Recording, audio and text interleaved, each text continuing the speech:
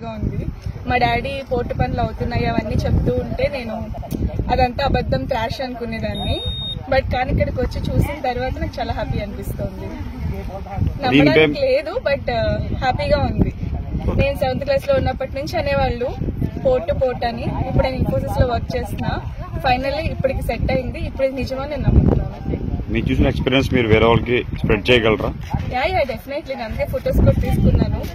పేరు కృష్ణమూర్తి గారి మీద మీ అభిప్రాయం మేడం? కిట్టు మీద నాకు నమ్మకం ఉందండి తను చేస్తాడని. నాకు డెఫినెట్లీ నమ్మకం ఉంది. ఆ నమ్మకంతో నిలబెట్టుకోవాలి కూడా. అది నేను హ్యాపీగా కోరుకుంటున్నాను. నా పేరు ప్రతాప్ అండి. మాది మచిలీపట్నమే. మేము ఇప్పుడు విజయవాడలో ఉంటున్నాము.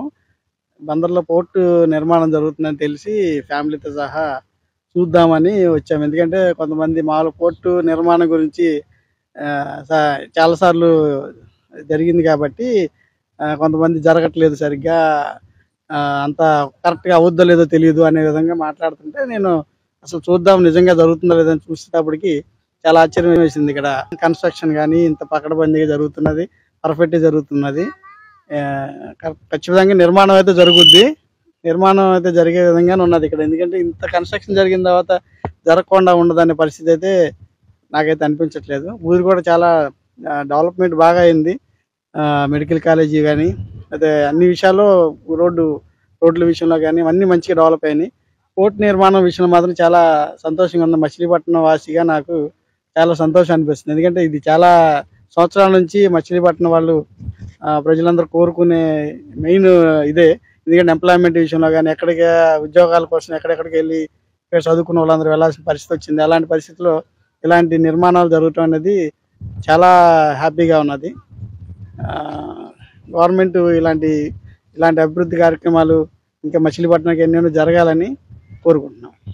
శాసనసభ్యులు అంటే పెరినాని గారు గురించి అందరికీ తెలుసు ఇక్కడ. ఎందుకంటే ఆయన నాకు చాలా సంవత్సరాల నుంచి కాలేజ్ చదువుతున్నప్పటి నుంచి ఆయన చూస్తున్నాము. ఆయన ఎప్పుడు ప్రజల్లోనే ఉంటాడు. ఆయన ఎప్పుడు అందరితో కలిసిమెలిసి తిరుగుతూ ఉంటారు. ఆయన అందరికీ ఆప్తుడిగానే ఉంటాడు. ఆయన చాలా మంచి వ్యక్తి అండి, చాలా సహాయం చేసే వ్యక్తి. ఎవరు వెళ్ళి అడిగినా ఏ సహాయం కోరినా ఆయన చేస్తారు. ఆయన నాకు తెలిసినంత వరకు అయితే అంటే వాళ్ళ తండ్రి గారు నాని గారు ఇంత ఇదిగా మరి మెడికల్ కాలేజ్ తెచ్చారు, మళ్ళీ ఇలా పోర్టు తెచ్చారు కాబట్టి మరి అన్ని మచిలీపట్నం చిరకాల స్వప్నం ఈ రెండు తీసుకొచ్చారు కాబట్టి మరి అలా కొడుకుని ఆదరిస్తారని అనుకుంటున్నాను నేను. ఎందుకంటే డెవలప్మెంట్ చూసే కదా ఎవరైనా ఓటేసేది. ఏదైనా ఊర్లో ఓటేయాలంటే ఏదో మాకేం చేశారనే పరిస్థితే ఉంటుంది. ఆ పరిస్థితిలో మచిలీపట్నానికి మెయిన్ పోర్ట్ అనేది చాలా ప్రధానమైనది. ఆ పోర్టే తీసుకొచ్చినప్పుడు ఆయన ఆదరిస్తారేమో అని నేను అనుకుంటున్నాను.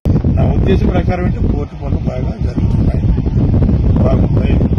ఇంకొక సంవత్సరం 2 సంవత్సరాలు ఇంకా రోడ్డు కానీ రైల్వే కనెక్టివిటీ కానీ ఇవన్నీ ఇంకా రావాలి.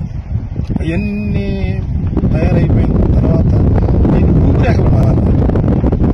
ఈ ఏరియా మొత్తం డెవలప్ అయింది, డెవలప్ అయింది వాణిజ్యంగా కూడా. పోర్ట్ అండి ఇది. ఇంతకంటే నిదర్శనం ఇంకేం కావాలి? ఇంత లైవ్లో ఉండాలి. ఇది ఎప్పుడో 10 ఏళ్ల కింద జరగాల్సి ఇప్పుడు జరుగుతుంది. మీకు అభివృద్ధి అనేది కనిపిస్తుందా ఇక్కడ? ఈ పోర్టు జరిగే పనితీరు బట్టి పేర్నాని గారి పట్ల, పేర్ని కృష్ణమూర్తి గారి పట్ల మీ ఒపీనియన్ చెప్పండి సార్. మళ్ళీ వచ్చే గవర్నమెంట్ వాళ్ళదే, మళ్ళీ గెలిచేది కూడా పేర్ని కిట్టునే.